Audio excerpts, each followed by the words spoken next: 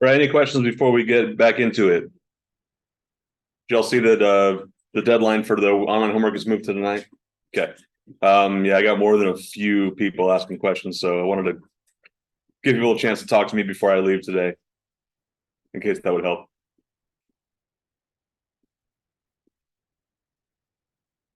All right, so last week we ended up in the middle of this example. So the section we're dealing with is all about trig integrals, and basically how do you integrate trig functions that may not be able to be dealt with in one form if we have to re-express them. So we start with this definite integral of sine squared x, and we can't integrate this directly, but we use the double angle identity to put it into another form. So where we ended with last time was this alternate expression for sine squared. Does that sound familiar from 3 days ago? So again, I cannot directly integrate sine squared x, but hopefully we have re-expressed it in terms of something we can do. So let's try this 1/2 minus 1/2 cosine 2x dx. Is this an integral we can manage? Right. So let's do it. First, find the antiderivative. So what does this become?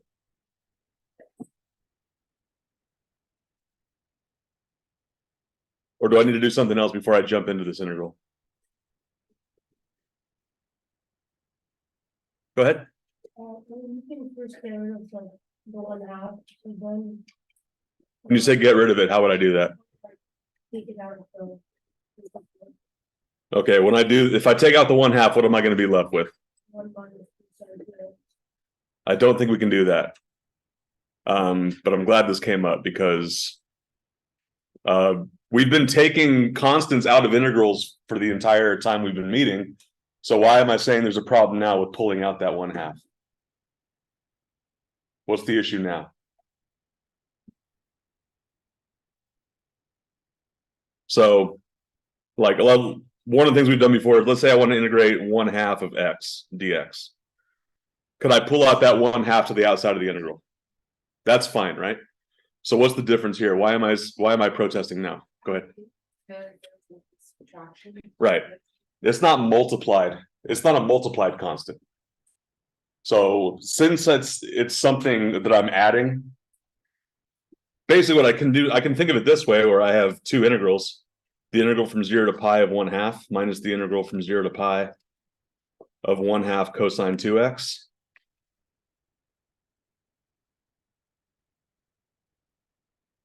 So I can split things up that way, but I can't just like ignore things that are added. Either way, you're still gonna integrate those two separate equations as are separate. Like now you can take out the 1/2 for each of them. All right, so if I misunderstood, I apologize, but I thought you were saying we could just pull out the 1/2 and like not integrate it. No, I meant like you can pull out the 1/2 from both. Like it will be 1/2. Oh. And then 1 minus cosine 2x. Okay, so you're talking about a factoring. Yeah. Oh, okay. So I did misunderstand. So 1/2 times 1 minus cosine 2x dx. Mm-hmm. Is that okay? Okay. I saw a hand. Did you? Yeah, I was gonna say that you could take out the 1/2. Just factor. Okay. Yeah. Okay. So this is fine, right? So what is the antiderivative now of 1 minus cosine 2x? X minus sine 2x over 2.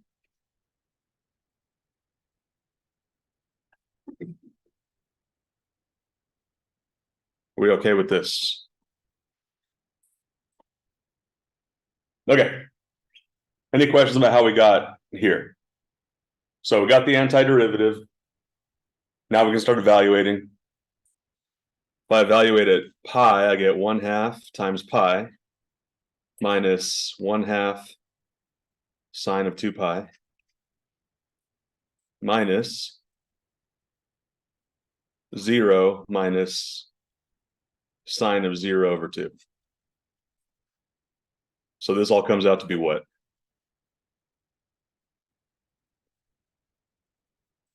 So that goes away. That's a 0. That's a 0.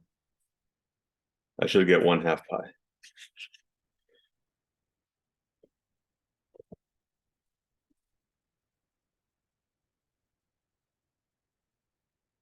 Questions? Complaints?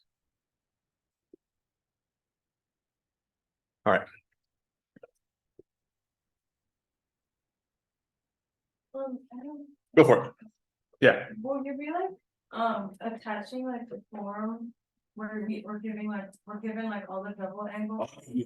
Oh, I don't know how exactly it's gonna look, but I think I hope I said this Friday, but if I didn't, I'll say it now. I don't expect you to.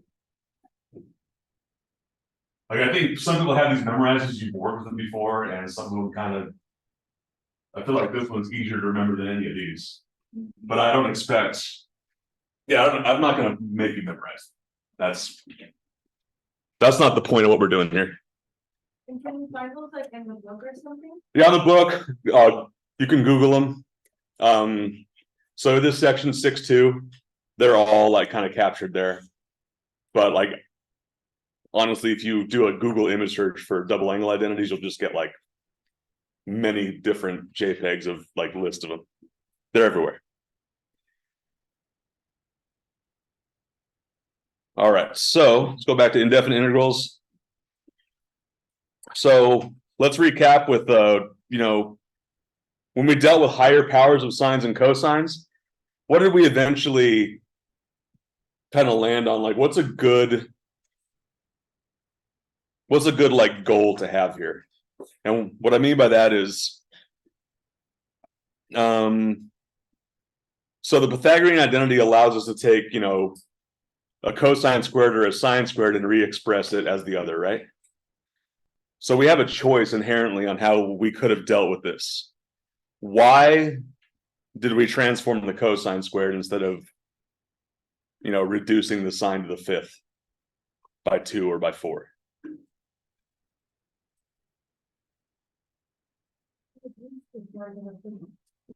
We did reduce the sign. Okay, I think I'm looking at the top there. That was the thing that wouldn't have worked, right? Yeah. So why did we reduce the sine to the 5th? Because it was odd, that would leave us with like one sign to. Right. So we want to be left with that one sine, or sorry, the sine to the first power or cosine to the first power. So it facilitates that substitution. But how does that present itself when you're looking at tangents and secants? So remember, again, we're going to be marching towards like trying to set up an integration by substitution. But to do that, you have to have a function u, and that has to lead you to a good du that will help you transform everything in there without leaving anything left in terms of x. So tangents and secants. Let's think about what those derivatives are first of all. What is the derivative of tangent x? Secant squared x. Do we remember what the derivative of secant x is? You can extend Secant x tangent x. So not quite as clean as what sine and cosine differentiate to, but these derivative relationships here, this is also going to kind of be the guide we follow to help us break down these kinds of integrals. So we would like to get to a point where we can call tangent of x u because secant squared is available to us. Or u equals secant x because secant x tangent x will be available to us. Having said that, do we have any idea of where we want to go now? You can split up the secant. Like into two, How so? like secant square, that's how secant square. Okay. So yes, I can definitely, start pulling these apart.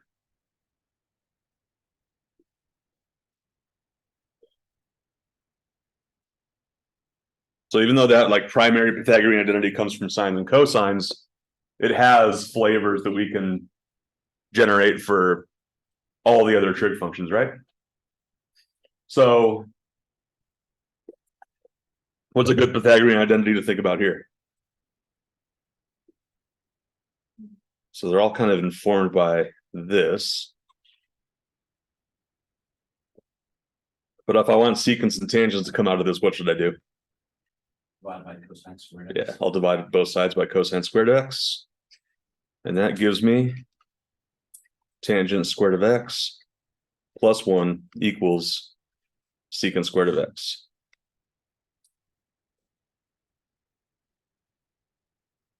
So we had the suggestion to pull apart that secant or secant to the fourth into a product of secant squared times secant squared.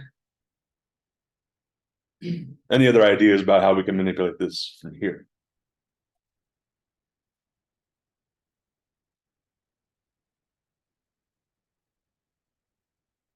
So looking at our two derivative rules up there, is it clear at all yet? And it might not be. Which one of those is going to be easier for us to hit? U equals tangent of x or u equals secant of x?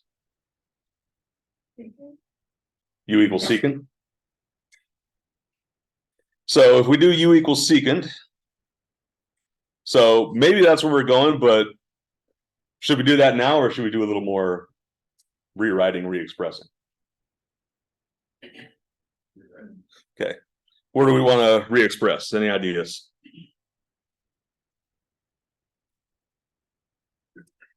So you want to break apart the tangent? Would it work if you like break up the tangent for it to be like secant minus 1?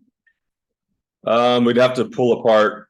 So we'd have to like take a tangent squared out to do that. So let's explore it. So if we do tangent to the fourth of x times tangent squared would be secant squared of x minus 1, right? Times secant squared of x dx. So I believe that's accurate. How do we feel about whether that got us closer to doing the integral? I don't think that got us closer. So let's back up. We tried tangent. Let's try replacing one of the secants with secant squareds with tangent squared x plus 1. And then I'll have the secant squared x remaining.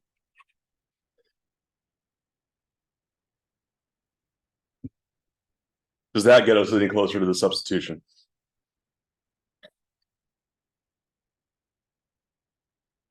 And which one does it get us closer to if it does? Go ahead. I think we can we substitute tan x for u? Okay, so let's try that. If u equals tangent x, then du equals what? Secant squared of x dx. So what if I start applying that? Tangent to the sixth will become u to the sixth. This bracket will become u squared plus 1. And secant squared x becomes, or secant squared x dx becomes du. Does that look better? Is that an integral we can do now? There's one more thing I might suggest we do before we go further. So u to the 8th plus u to the 6th du. What is this? How does this what's the antiderivative here? U to the 9th over 9. U to the 9th over 9 U to the 7th over 7. plus u to the 7th over 7.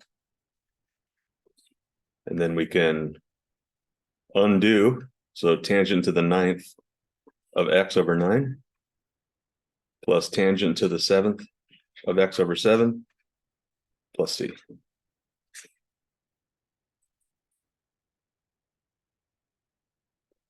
So clearly it's difficult to figure out like what transformations you're going to make.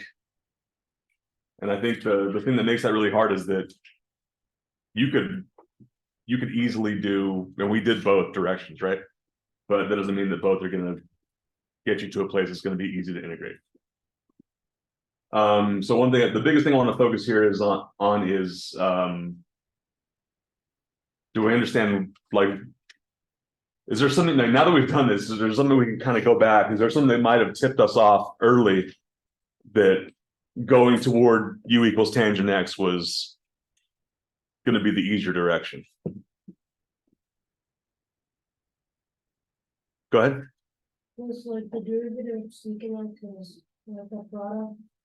So like it's easy to single out the secant squared. Mhm. It's, easy to like, So yeah, the derivative of secant is a product, you know, of two different functions, whereas the derivative of tangent is secant squared. And the last thing you said is what I really want to focus on, is it was easier to single out that secant squared. What made it easy to leave that secant squared behind? So we were started with secant to the fourth, right? Would this have been any easier if it was secant to the third or secant to the fifth?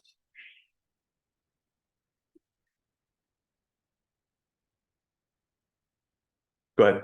it's easy because you can substitute it with one of the Pythagorean identities. Right. So the Pythagorean identities, remember, they're very powerful, but they're limited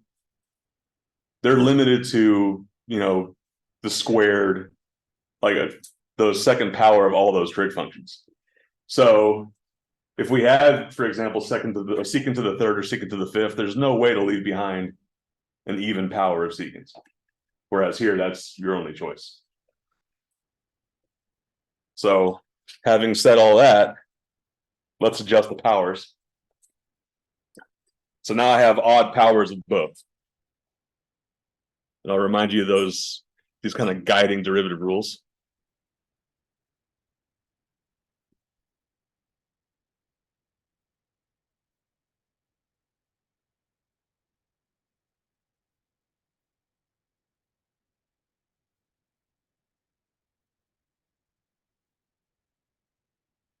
So for all the reasons we just talked about, getting to a secant squared here is not going to be available, because our only real hope is to reduce the power of secant or of tangent by pairs.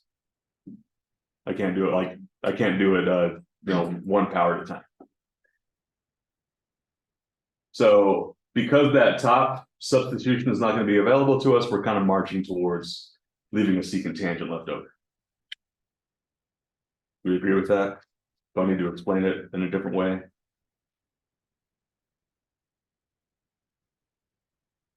Okay. So because we know we're going to need this secant x tangent x to be available for us to call du, what I'm going to do is this. I'm going to call this tangent to the fourth x secant to the sixth x times secant x tangent x dx.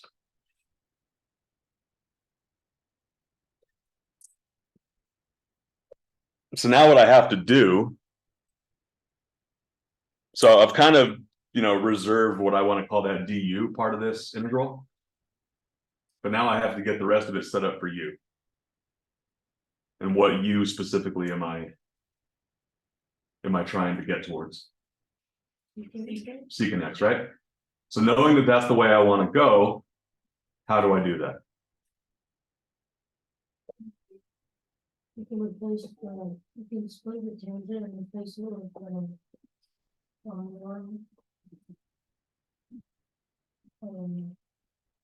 You can square plus one.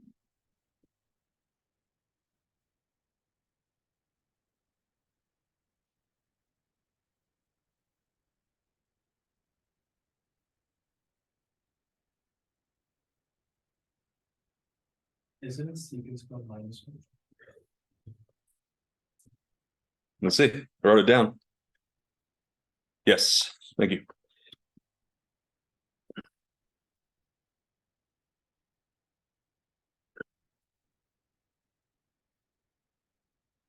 Is u substitution available to us now? What is that going to look like in terms of u's?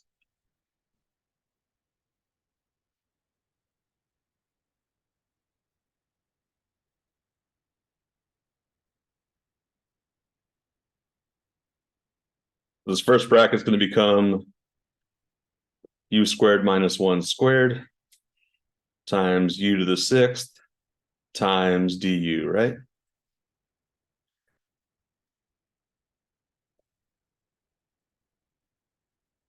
I should probably stop there. Strange process. I'd be floored if you weren't confused right now. What questions do you have? Are we okay with the reasoning I used to get here? I mean, I know, like, I think it's one thing to ask, are you okay with the fact that all that I wrote on the board here is true? I'm more concerned with the fact that, do you have any idea why I am saying this is the correct way to go, Sarah? That's a good question. So why did I separate out that secant and tangent? Go ahead. So we have the secant x minus. Right. But why do I care about the secant x tangent x? We want to use secant x as u, so that you can substitute it, and the derivative of secant x is secant x tangent x. Right. So you can plug it in. Right. So, and we'll go a little further back than that even, but one thing to realize that since we're kind of aiming towards a substitution that is based on u equals secant x, we need to have the du that goes with it. And the derivative of that u is secant x tangent x.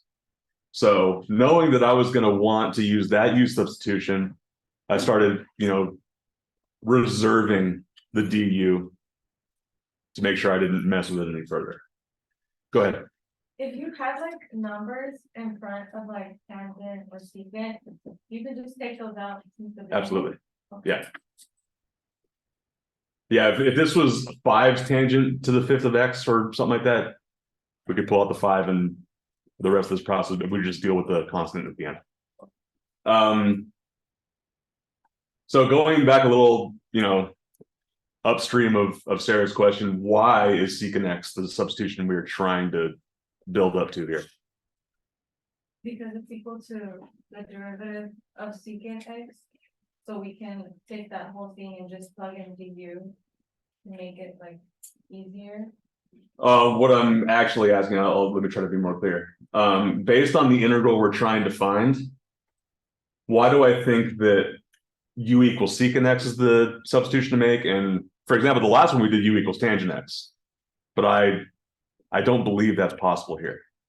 Go ahead. Is it because the powers of tangent x are all the same derivative of secant x?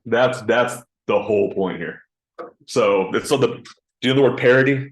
Parity describes something odd or even. It's the parity of these powers on secant and tangent here that suggests that going toward u equals secant x is the move, as opposed to this. The parities are both even, and really I don't even care what the power on tangent is. I don't think.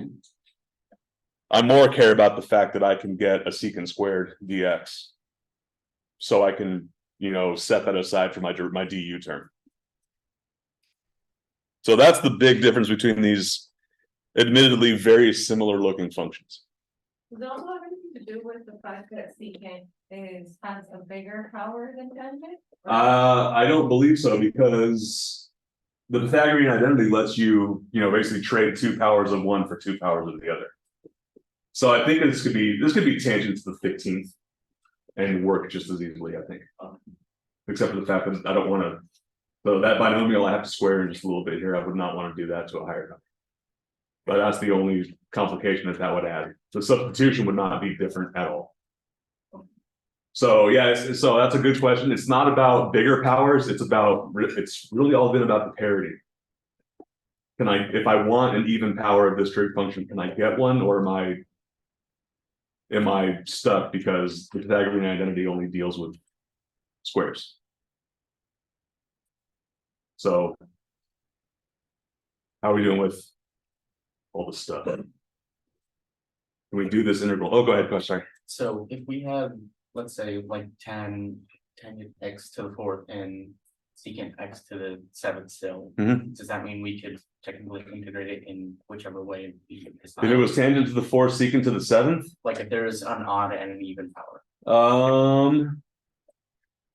I would have to think more about it, but my first impulse is that if you can get a secant squared.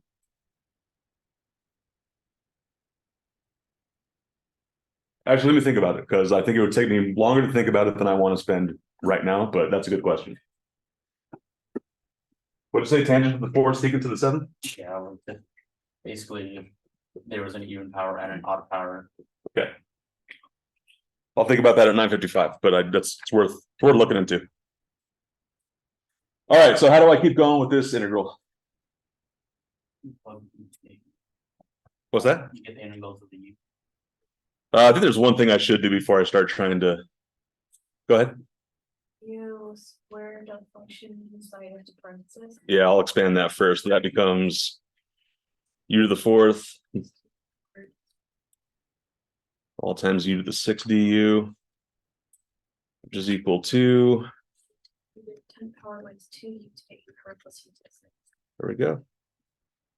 Which is an integral you will now tell me the value of now. U to the 11 over 11 minus 2/9 u to the 9 plus u to the 7th power over 7 plus 9.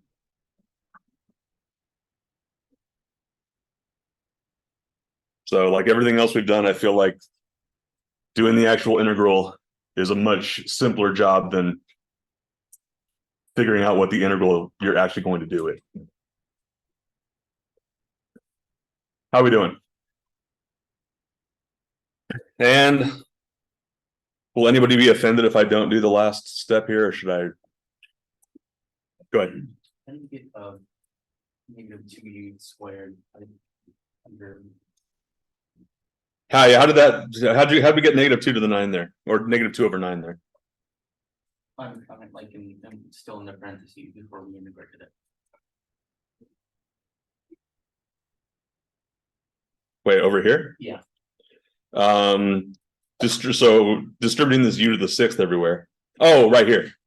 So there's like I admittedly took a shortcut with, but if you have like a minus b squared, regardless of what a and b are, that comes out to first term squared, last term squared, minus 2ab. So yeah, admittedly, I'm taking some shortcuts on that.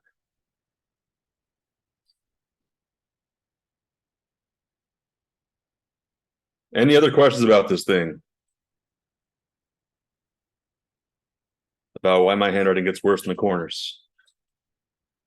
How we doing?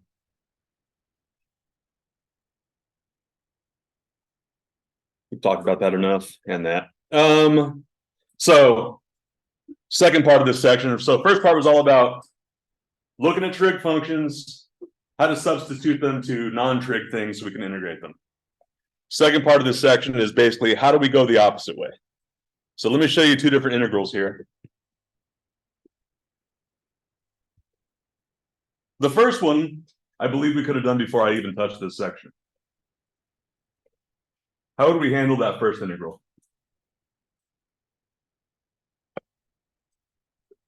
U substitution. What's a good U? So if I set up U equals 1 minus x squared, then du equals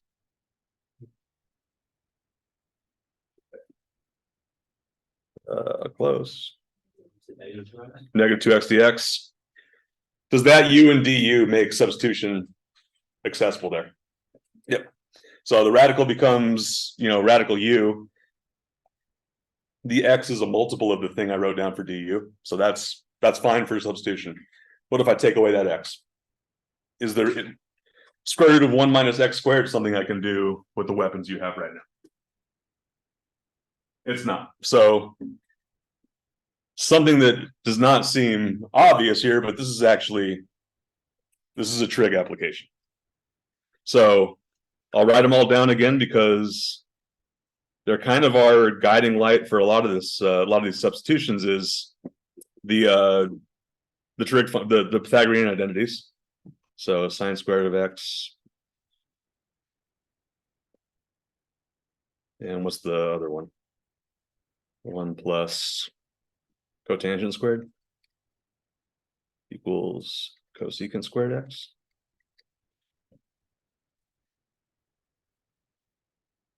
So I have two terms underneath that square root. It'd be awesome if I could somehow manipulate it so I only had one and it could like maybe even cancel out that square root.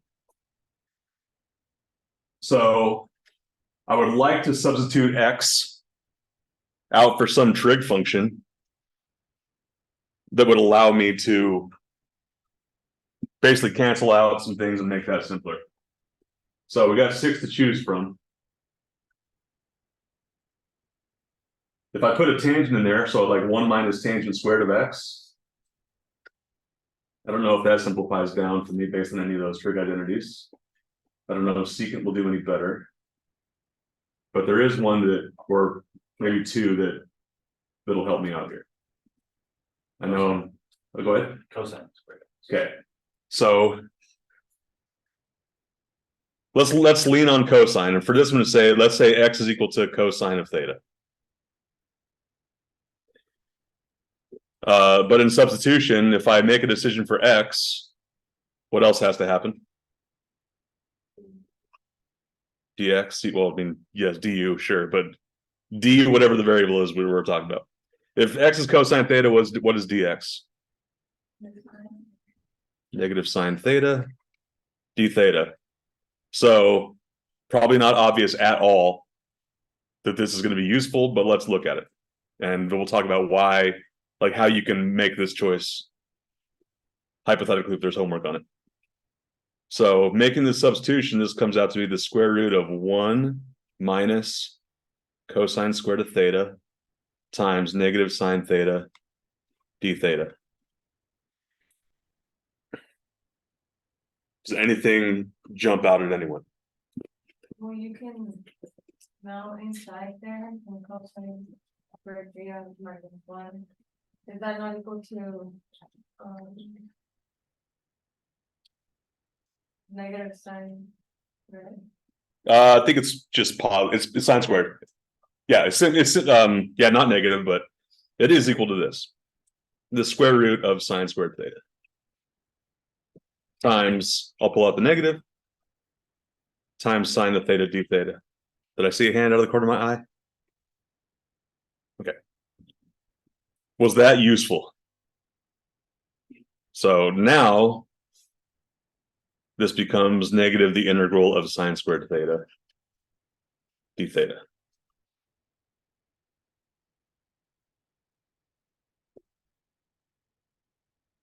So you did that and you just multiplied both? So I'll write in the step that I left out. The square root of sine squared is sine theta, right? So sine theta. Oh, okay. That's what I did. So negative the integral of sine squared theta d theta is where we're left. We did something sort of like this on Friday. We did cosine squared, but what did we have to pull in to help us do to integrate cosine squared theta?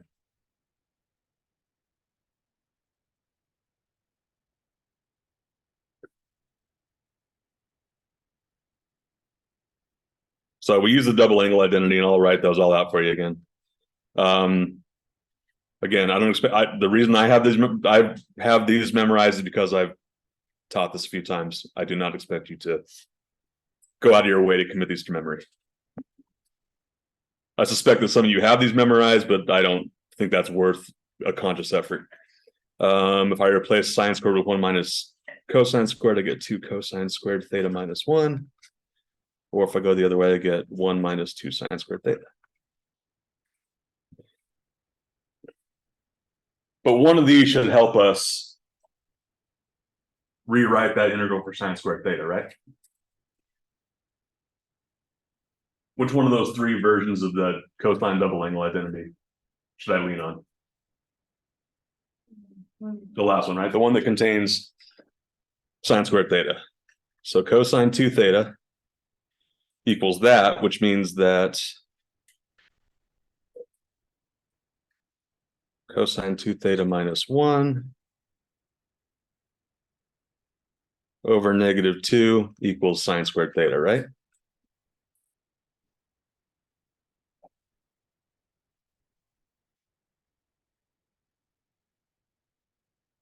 So now what can I do with that? Replace the sine squared theta with this thing that we just derived. So I'm gonna rely on the fact that there's a negative outside this integral and a negative in my denominator to write this. Cosine of 2 theta minus 1 over 2 d theta.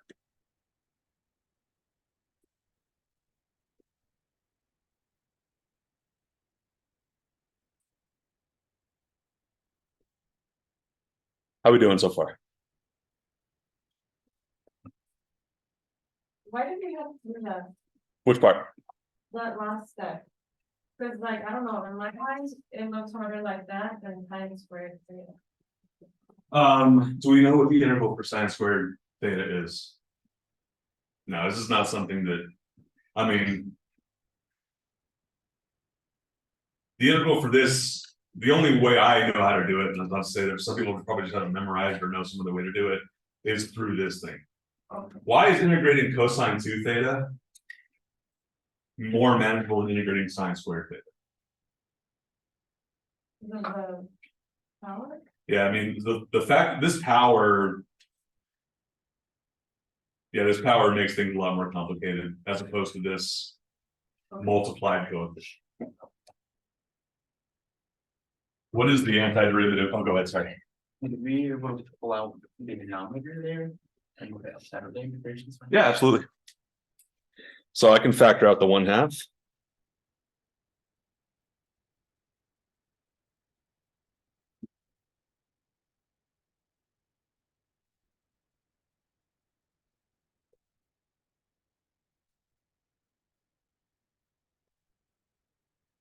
Let's do this integral now. What is the antiderivative of cosine 2 theta?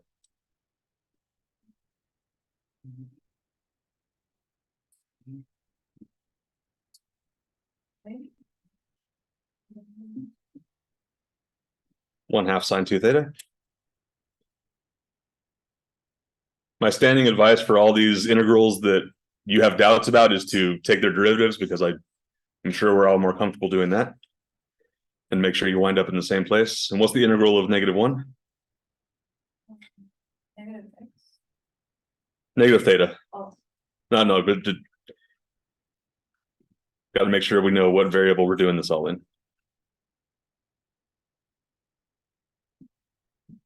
And even though it's inconsistent, I am not going to undo that substitution. Just because I think it would make it look a lot nastier. If x equals cosine theta, what is theta? X. Not x over cosine. That's not a multiplication. Inverse cosine of x. Which means sine of 2 theta would be 1/2 sine of 2 times the inverse cosine of x. It's just, it's much more friendly and manageable looking than the way it does right. Go ahead. So on that, right, so I can go from first step test. Over here? Yeah. So this, like, if you look up the double angle identities for cosine, this is probably the first one that shows up. But most places you'll find it shows all these. For example, how do I get this one from this one? I said it out loud, but I definitely didn't write it down. You substitute sine squared x for cosine squared x. Or 1 minus cosine squared, but yes. So these are cosine squared and sine squared, right? Which means I can use the Pythagorean identity to either transform this one. If this becomes 1 minus sine squared theta, that's where this one came from. And if this one becomes 1 minus cosine squared, that's where this one comes from. So that's why the double angle identity has all 3 of those versions that you might call on. Good question. What else? Go ahead. For the last step, Mm-hmm. how. Right, like after the 1/2 cosine 2 theta, Mhm. then how do you get to the next step? So from here to here, you're asking what we did? From here to here, we evaluated the integral. So I need to find the antiderivative of this function here. And then on the right side of the equal sign, that is what that is. Right. On a, like assessment or something, we could express our answer in different terms than the question was given. Yeah, and that's pretty common with this approach because, you know, as we said, like undoing the substitution is just gonna make it's. If one of the real goals is communication, you're clouding what you're trying to say by redoing it. What else? Okay, I want to make sure we do at least one more of these because I think the most important thing that you can kind of take away from this is, you know, I'm not going to tell you what the substitution to make is, but I can help you kind of make those decisions. I will tell you that they all sort of come from these three things.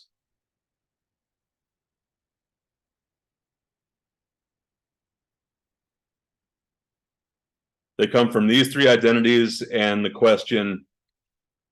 Basically, I have something under a radical, right? I would love to be able to simplify it, basically take it away.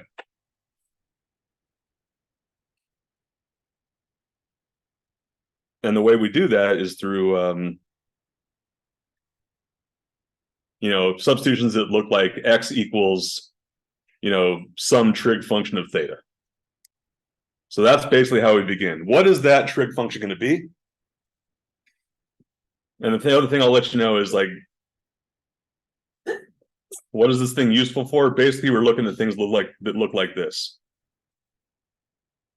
Square root of a squared minus u squared. Square root of u squared minus a squared. And square root of u squared plus a squared. Basically, for each of these, I would like there to be a trig function I can drop in for you that'll make these things go away. That'll make that square root go away. So what's under the square root this time? 9 minus x squared. So I think in that regard, we have, you know, in this last one, we had that a squared minus u squared form, right? It's not 1 anymore, but we have kind of similar form. So based on that, what do you want to try for x again? We did cosine and it seemed to work, right? Can we try it again? So let's try x equals cosine theta.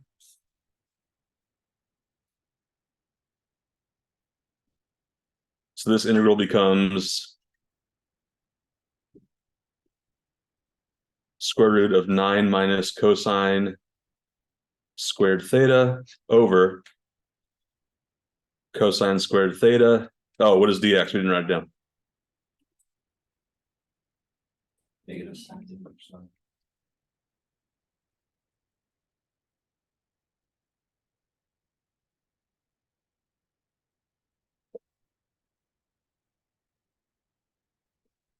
All right, so the big boost we got from the last integral was we canceled out the square root from the substitution we made, right? Can we do that here?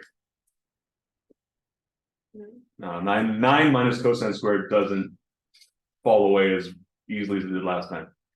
So go ahead. Can we do it as cosine x? I'd rather not because then you're calling two different ideas by the same variable name. Okay. That we don't have to call it theta, but I would rather not call it x. What do you want to call it?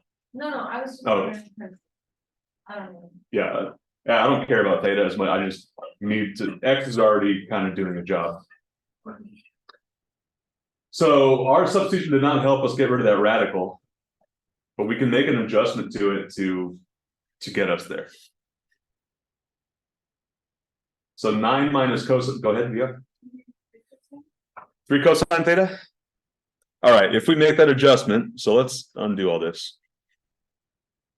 If x is 3 cosine at theta, what does that do to our dx?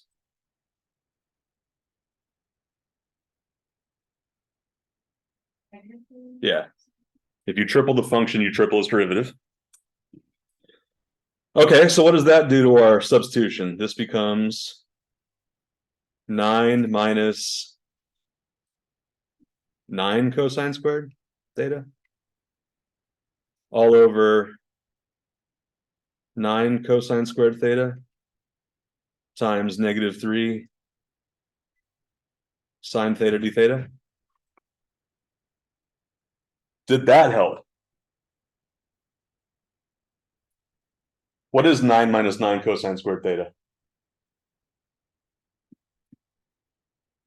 I don't know. Let's read it over here. 9 minus 9 cosine squared theta. Can I factor out a 9? So 9 times 1 minus cosine squared theta, that equals 9 sine squared theta. So knowing that, I can do the integral of the square root of 9 sine squared theta over 9 cosine squared theta times 3 sine theta d theta. What does that square root become?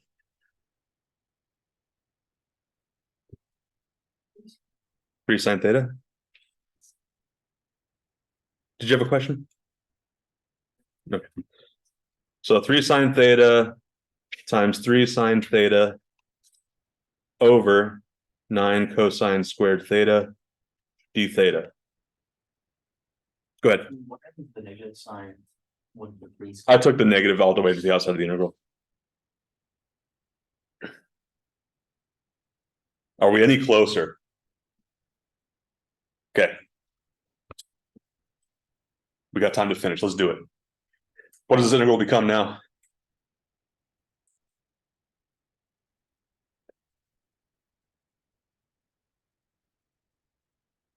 Stop me if this is too big of a jump, but I believe this becomes the negative integral of tangent squared theta d theta.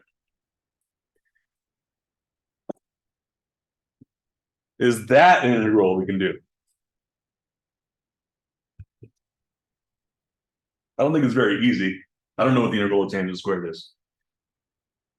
But is there something else we can do to re-express? How did you do that? You just, I know sine over cosine is tangent, but the bottom one is squared. Yeah, but I have sine squared up here. Oh, So 9 sine squared. What do you substitute it? Substitute it with secant squared minus 1. That's what I would do, because the integral of tangent squared is not something that I have, I don't have a recipe for that. It's really easy. But I do have one for secant squared, which I can trade this out for.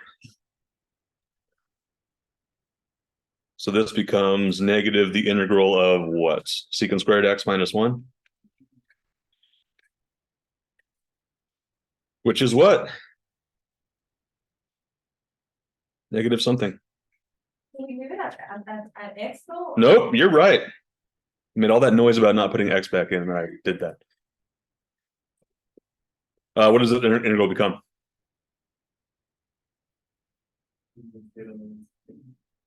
Tangent theta minus theta plus c.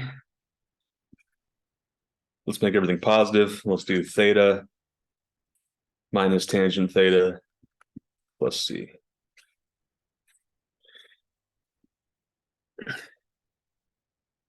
I'm at 9:55. There's one last thing I want to give you here.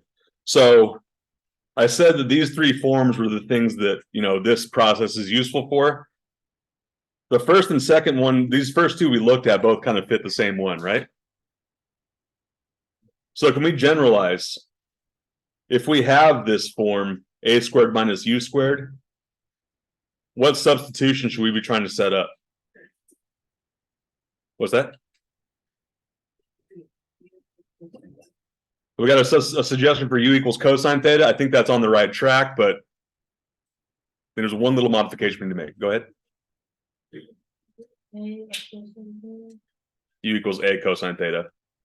So remember, we tried doing cosine theta for x at the first our first attempt here, but then we can't cancel out the constant. So we need to square whatever that value is. So but the right Pythagorean identity really does help us. And, just to be sure, when we plug theta back in, it would be, 3 inverse cosine x. If you want to do that, I am not going to ask you to. In fact, I might ask you not to. Yeah, but sometimes in Webwork, it's like, I don't believe that's true for this. So this specific substitution technique, it's just kind of typically not done. In fact, I don't want to promise it's never done, but I can promise you I've never seen it. But not that one. So that's one thing I want to make clear is that, you know, we'll talk about the other two flavors of this on Wednesday, but so far this is the only one we really talked about.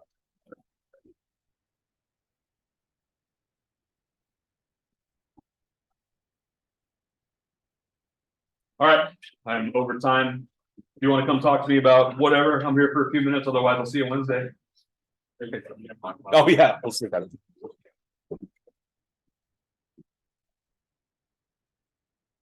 So I don't think I'm not going to get a secant squared, right? Actually, what I was kind of suspecting, I didn't want to say a lot. I don't think either way works on this because I definitely can't get a secant squared alone, but I don't think I can get a secant tangent either because I cannot leave one power of tangent behind, right? Yeah. So I think in this case, I don't see an easy way forward on this one. If you see something like that on the web work let me know, but I don't see an easy way here. What happens if you switch them? Yeah, I think if you switch them, this becomes a case for u equals tangent x, leave a squared here. But I think in the other way, I don't see a way forward there. Okay. Question? Yeah. So I think I did this problem, but I don't know. I don't. Yeah, so this one's very, very subtle thing you have to pay attention to. When you integrate this function, so you want to know how far you're going to go in the first t seconds, Yeah. right? Which means you're really doing an integral. I'm sorry to interrupt, because I had a class, but I wanted to ask, Yeah. like, if I wanted to ask you a question, could I ask you later? Because. Absolutely. I have to go right now, Yeah, email me if you want to set up a meeting, we can do that. like for today, and I don't know about today. it's like the homework, like some of the questions. If you have questions on the homework, send me like specifically what you're stuck on, and I'll try to give advice that way. All right, And if I can set up a meeting later today, we will, but okay, certainly later in the week we can do it, but we'll figure it out. thank you. Yeah, of course. So basically you're integrating that velocity function and that's going to give you a position function, right? Yeah. The thing to be careful of here is that you're really integrating over the interval from 0 to t. So here's what I believe you've done, because I've had this question a lot. I believe you probably, without looking too much, this is probably the correct antiderivative for Yeah. this. So basically, what you've done here, you've evaluated the antiderivative of this at some generic t, but then you have to think about what's happening at time equals 0. So you just have this, then that is put as in t in Mhm. terms of t, and then you minus the same function in the terms of 0, right? Yeah. Okay. So, and the problem here is that everybody, me included, we assume that plugging in 0 to whatever we're integrating is going to give us 0. And this is not one of those times. Oh. So that's probably what you're missing. I was so confused. I'm like, it's right, but like it's Yeah, and that's one of the things, like, I wish WebWork would give hints, because I've had a lot of people reach out incredibly close to having that one totally right. wasn't like super obvious. Yeah, it's not obvious at all. Yeah, of course. I would far down you want. Oh, is this been written? Yeah, I didn't know. I got it started getting huge and I didn't know. Yeah, so. I mean, the good news here is that all these things evaluate pretty simply. Right. I I mean, I got it down. I just didn't know. Yeah, that's fine. I'll stop right there. Okay. Yeah, you're good. I don't need to I was, Yeah, like precise, because I couldn't go to, I use my calculator a lot. yeah, So I like to do numbers more than. yeah, it's totally up to you. If you want to approximate that to 5 decimal places, then you could have done so a few steps before, but Right, okay. I'm happy. Thank you. I'm struggling on this one, like, is that the right form of T's, is that the right? Yeah, so that's what Pete and I were just talking about. What I suspect you've done is you've taken the antiderivative of this function, right? I don't remember, I don't have my work with me. Okay, so that's what that looks like. So you probably did integration by parts on this, then had to do it twice. Mhm. And what that gives you is basically. I'll call position S. So that gives you S of T, right? Mhm. So I believe you have probably correctly found that S of T. But if you're trying to find out how far this thing has gone after, like, from time 0 to time whatever T, then you have to. Basically, the fundamental theorem of calculus says that this integral is equal to its antiderivative at the top limit minus its antiderivative at the lower limit. So I would need to do I suspect you, that minus I S suspect of you haven't done 0. this. Okay, cool, I'll try that. Thank you. No problem. Yo, like none of my friends are in this class, so can I get your Snapchat or phone numbers?